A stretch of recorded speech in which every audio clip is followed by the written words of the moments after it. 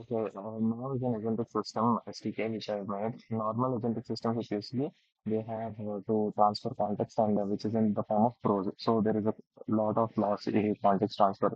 And then what I do is joint embedding transfer, and I use a local Gemma 4 model. If you can see, it is transferring perfectly. It uses a DAG and an R-GAT to convert the structural embeddings and overlap with textual embeddings.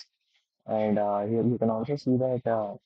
I've used migrating I've done it on two tests, HWE branch before QA test, and then I've also done the DB migration test.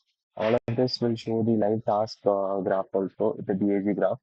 I've tested it on the major benchmarks, but all of them are kind of, they are 300 test values.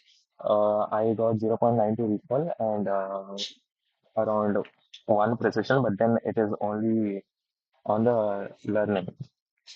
You can also see the overall what do you say? This is on a 5 templates actually. I have demonstrated 2 templates. Thank you.